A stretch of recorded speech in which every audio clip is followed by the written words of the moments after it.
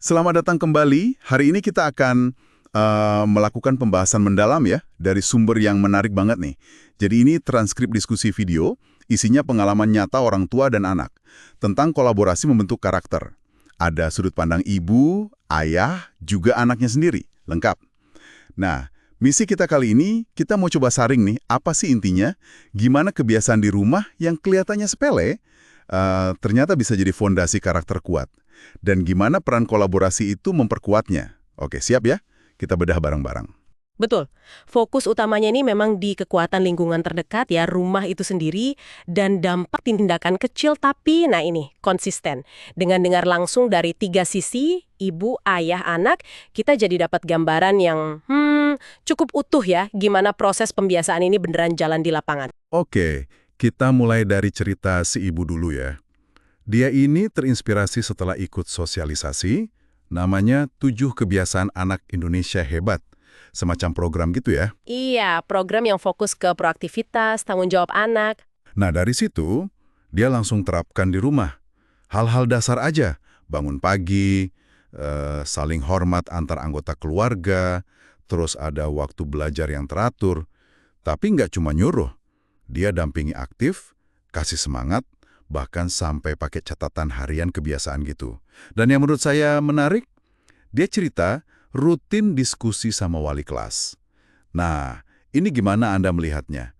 Komunikasi sekolah rumah ini, apa ini kunci utamanya? Itu krusial sekali. Komunikasi dua arah ini ya. Jadi bukan sekedar lapor kondisi anak aja, tapi lebih ke membangun jembatan supaya ada konsistensi. Jadi pesan dan dukungan yang anak dapat di rumah itu sejalan sama yang di sekolah. Oke, jadi selaras gitu ya? Betul. Kalau kita lihat lebih luas lagi, ini kayak membangun apa ya, semacam jaring pengaman nilai-nilai gitu di dua tempat utama anak, rumah dan sekolah. Nah, ini yang bikin ekosistem pendukungnya jadi kokoh, bukan cuma aturan A di rumah, aturan B di sekolah, yang kadang malah bikin anak bingung. Menarik, menarik. Oke, sekarang kita geser ke perspektif ayah. Ini gayanya agak beda nih. Dia lebih ke memberi contoh langsung. Misalnya, disiplin waktu. Sholat tepat waktu, kapan kerja, kapan istirahat.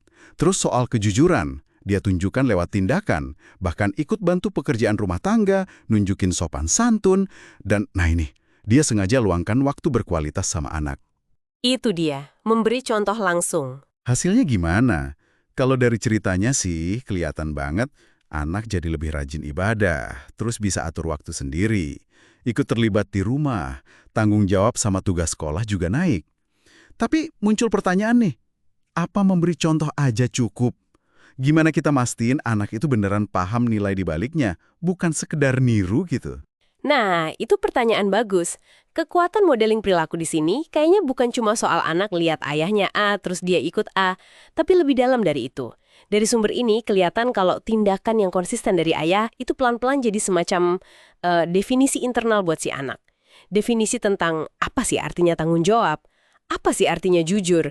Jadi pelajaran itu meresap, nggak cuma instruksi verbal. Kamu harus jujur ya. Jadi masuk ke dalam ya. Iya, anak itu kan menyerap standar perilaku dari orang yang dia percaya, yang dia amati tiap hari. Ayahnya, ibunya. Oke, paham. Dan yang menurut saya paling menyentuh, ini pengakuan jujur dari anaknya sendiri. Dia cerita loh, dulu itu susah banget bangun pagi. Atau disuruh makan sayur, wah perjuangan katanya. Tapi dia berubah.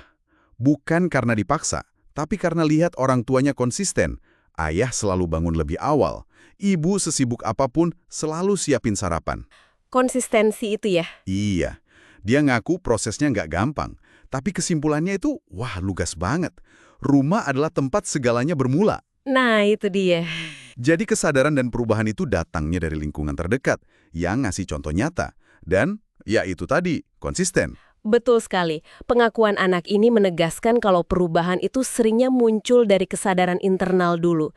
Dan kesadaran itu seringkali dipicu oleh lingkungan luar yang bisa diandalkan, bukan yang sempurna ya, tapi yang konsisten. Bisa diandalkan. Oke. Prosesnya memang bertahap, nggak instan.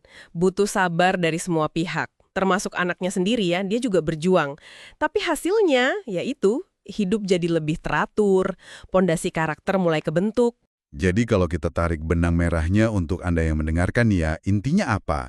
Ternyata kebiasaan baik, sekecil apapun kelihatannya, bangun pagi, ngomong sopan, bantu sedikit di rumah, kalau dilakukan terus-menerus, konsisten, dan didukung kerjasama yang solid antar orang tua, terus sama sekolah juga, wah, itu dampaknya luar biasa buat membentuk karakter anak. Ini bukan teori pendidikan yang jelimet, tapi praktek nyata sehari-hari di rumah. Iya, betul. Nah, sebagai pemikiran penutup nih, untuk Anda renungkan mungkin ya, sumber ini kan nunjukin cara bangun kebiasaan baik dalam ekosistem rumah dan sekolah.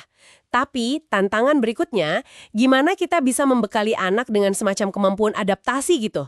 Jadi mereka nggak cuma jalanin kebiasaan baik karena diawasi aja, tapi bisa mandiri, bisa kenali, bangun, bahkan pertahankan kebiasaan positif pas nanti ketemu nilai atau lingkungan beda di luar sana. Gimana numbuhin kompas internal itu? Nah, itu mungkin langkah selanjutnya. Pertanyaan bagus sekali untuk jadi bahan refleksi kita semua. Terima kasih sudah menyimak pembahasan mendalam kita kali ini. Semoga ada inspirasi yang bisa diambil ya. Sampai jumpa lagi.